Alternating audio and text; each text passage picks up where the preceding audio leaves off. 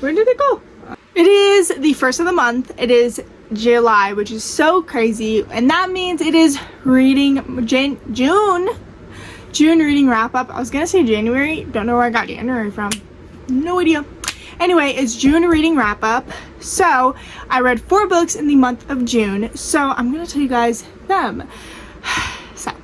So all these books are in reading vlogs that I did over this past month, so I'll have those linked in the description below. I am also working on a couple other reading vlogs, so stay tuned. Anyway, so let's go ahead and get started. Okay, first off, we read Till Summer Dews Part by Megan Quinn. This was my first Megan Quinn book. I honestly have heard so many mixed reviews about Megan Quinn. Honestly, I've heard that she's like a cringy author, that people don't really like her books, or like people are like iffy on her. They have like a mixed relationship where they like her books one time and then they don't like her books, you know? So it's like a half and half. I personally did not like this book. This was my first book by her. However, I do want to read more of her books, especially the Merry Christmas, You Filthy Animal, and like My Neighbor Stole My Christmas or something like that. I don't know. How My Neighbor Stole Christmas or something like that. Yeah, How My Neighbor Stole My...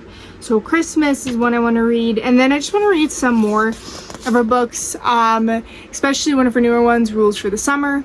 So, anyway. This book I did not like. I give it a 2 stars, and if you watch the video reading summary books, you can tell that I hated Scotty. I don't know how much of a rant, I forget how much of a rant made it in there, because I had this full dialogue. I had like a 10-minute clip of me ranting about how terrible Scotty was and how he hated her so incredibly much. Like, I am sorry. I think the reason why I might have hated this book was maybe because I didn't like Scotty, because to me she was just so annoying, and so I just thought she was annoying. So let me tell you why I thought she was annoying. Scotty works at a job. She is recently divorced, so she's basically spending her days alone, and in an office meeting everyone is talking about what they did over like the weekend, because it's Monday, so they were talking about what they did over the weekend. And she basically, when it gets to her, she makes this a big elaborate lie that she is married and she spent time with her husband, and in reality she was single, whatever, and she just didn't want to sound pathetic. But then a Chad, and who she hates because she hates the Chad and Brads, basically said, well, you never really talked about a husband before, so why, like, you don't have to lie to fit in. That is what he said. I don't think it was bad. In her head, in this dialogue, there was an entire thing of how terrible he was on calling her out, and how he's like a woman hater or something. I don't know. Basically, I hated that part, especially then is when I got like so annoyed with her. And then she asked her friend to do her a huge, or her friend's brother did her a huge favor. What is it? Wilder, there we go. Wilder is basically rich, right? And he is her friend's brother. So she basically went to marriage counseling because she was pulled in by her boss, and the boss basically, she said something, I forget what the entire thing was, but then she was like, well, we're like, having tough issues, we're having a rough patch.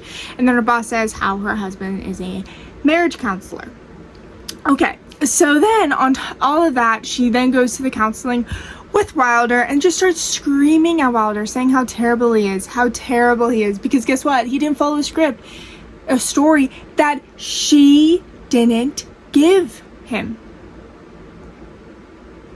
She didn't give Wilder a story or what their marriage was. He even asked. So this guy did you a favor and then you treated him like crap afterwards.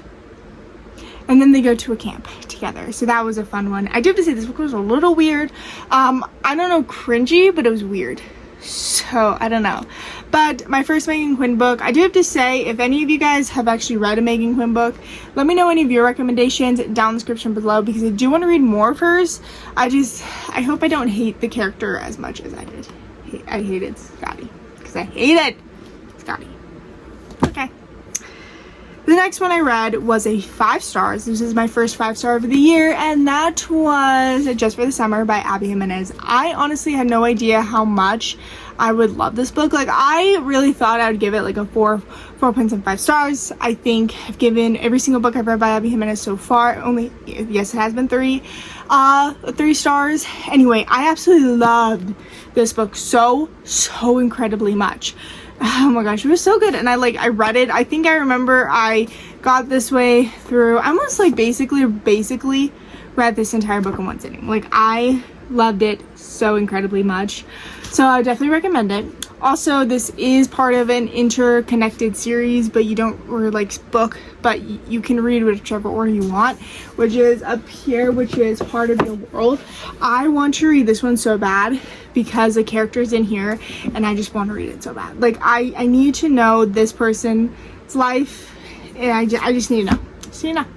Anyway, so Emma is claiming that she is cursed with where she dates someone, or like the lovable curse. What did he say it as? He said it's something funny. Oh, love's good luck charm, who is Justin. So, okay. Emma is cursed with basically every guy she dates. He goes and finds his true love. She goes, reads edits, and basically this guy Justin basically said a thread about being luck charm, and it went viral and saying if he's a bad guy or not in a certain situation. And so then they kind of like met up, so they like talked and they met up, and they basically made this plan where they're gonna date for like a little bit and then they're gonna break up, or they're gonna date for a month and then break up, and then they're gonna find the true loves. Well, yeah, anyway, but so that was that. I did love this part. This book made me cry so much.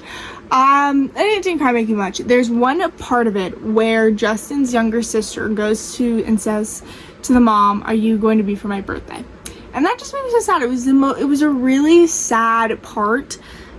Anyway, so I read this one. Now I need to read this one, and I need to read more Abby Jimenez books. Like, I really want to read a good chunk of her backlist. Like, I know she doesn't have that many books, but I want to read her books. So she has one.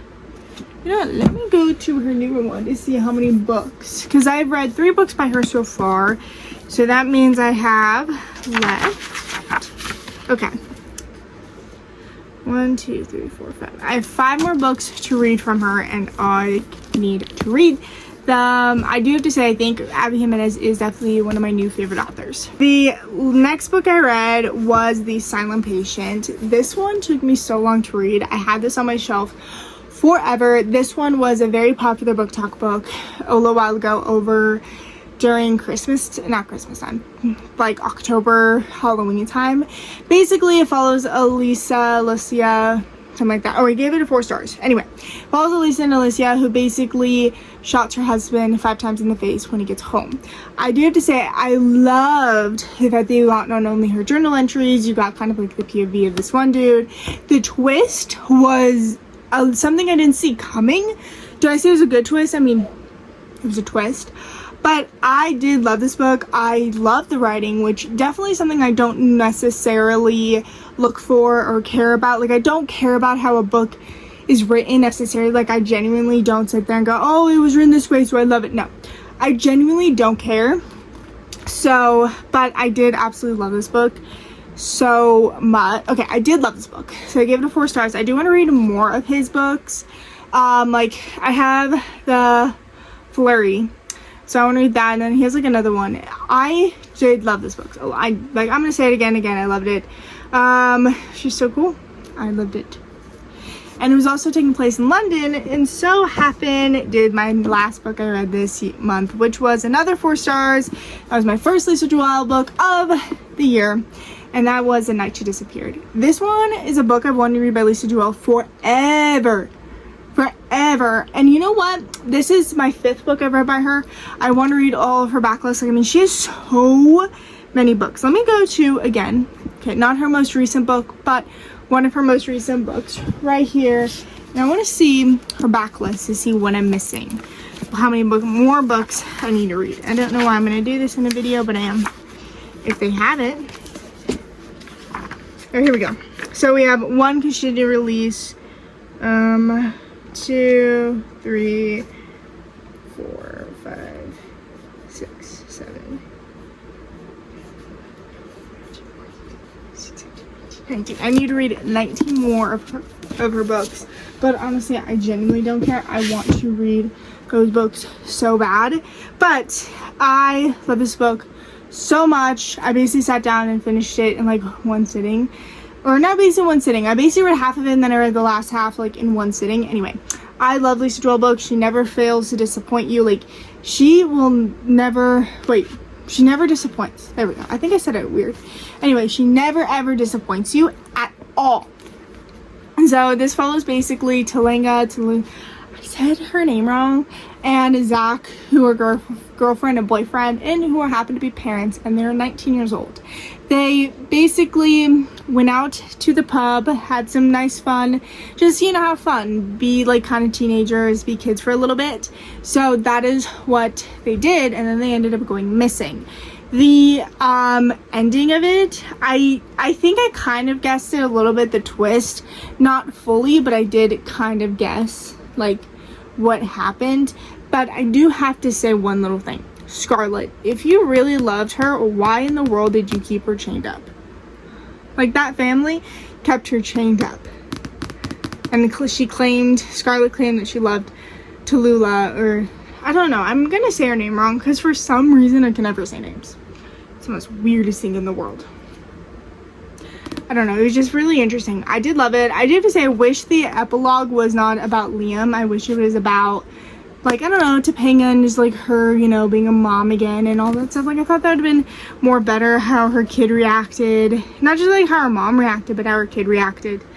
Anyway, I genuinely want to read, I'm gonna read more of Lisa Joy books. I love her so much. She's like one of my favorite authors. So anyway, that is it for June. Like I said, I read 4 books and they were pretty good books, except for the first one I read, and then after that it was a 5-star and then 2 4-stars. So not that bad. If you guys enjoyed, and stay tuned for this month because there will be a couple reading vlogs heading your way, and maybe even a Christmas in July. So does anyone have any great Christmas book recommendations? Somehow I barely have any Christmas books, which is really crazy because Christmas is my favorite season ever. So anyway, if you guys enjoyed, if you guys have a good night, good day, wherever you are, and goodbye.